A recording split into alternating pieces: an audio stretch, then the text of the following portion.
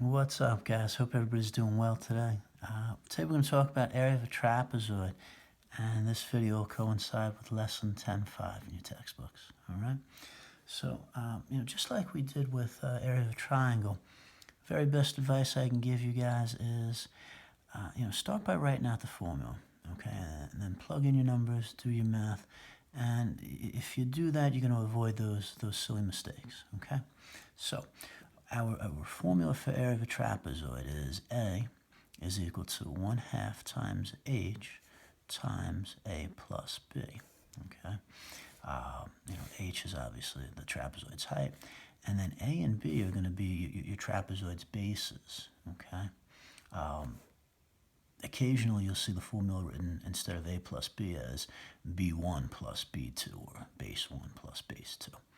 Okay, so we're going to start by identifying the trapezoid's bases. Okay, so to do that, you got to find the trapezoid's parallel sides. Okay, so for this first one, 8 and 12 are your parallel sides. So those are going to be your bases. Okay,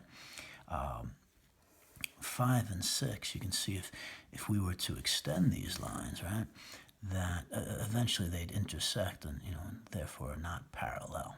Okay, so. We would use 5 and 6 if we were talking with perimeter, all right? And neither of those represent the trapezoid's height either, okay? If you recall, base and height, you got to form that right angle, okay? So if we take a look at this line here, right, we can see that this line and then this line and this line form that right angle, okay? And then you can see that little box that we talked about and how that, denotes that right angle. All right, so let's start by, we'll write out our formula, all right, like we're going to do every time, okay? So A is equal to 1/2 times H times A plus B, okay?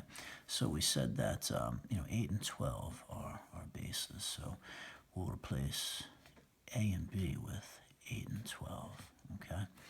And then our height, we said, was 4, okay? So we'll replace H with 4, okay?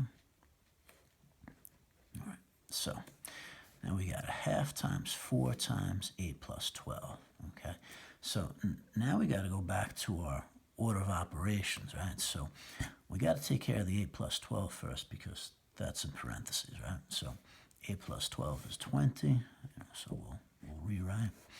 All right, so we got 1/2 times 4 times 20, right? Okay. So from here, because of that commutative property, you kind of do it any way you want. You can do 4 times 20 is 80, and then half of 80 is 40.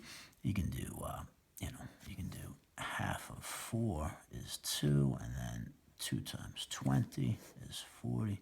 However you want to do it, but you need to wind up with A is equal to 40, okay?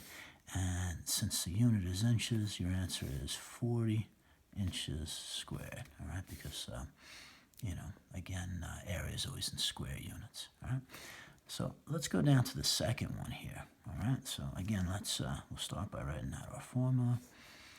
Area is equal to 1/2 times H times A plus B, okay? So don't fall for the trap here, all right? 4 and 3 are not your bases, okay, because these sides are not parallel, right? If we extended the 4, and if we extended this line and this line, again, eventually they're going to intersect, okay? 7 and 5 are actually your bases here because those are your parallel sides, all right? So we're going to replace A and B with, 7 plus 5, okay? And then the 3 is your height, okay? Remember that little box there, right? Because we gotta have that right angle, okay? So H is 3, okay? So now we got area is equal to 1/2 times 3 times 7 plus 5. Again, you gotta take care of what's inside the parentheses first. So 7 plus 5 is 12, okay? So now I'm going to rewrite, right? Now we have area is equal to 1/2 times 3 times 12. For this one, I'm going to do 3 times 12 is 36, okay? And then half of 36 is 18, okay? So, unit centimeters. So my area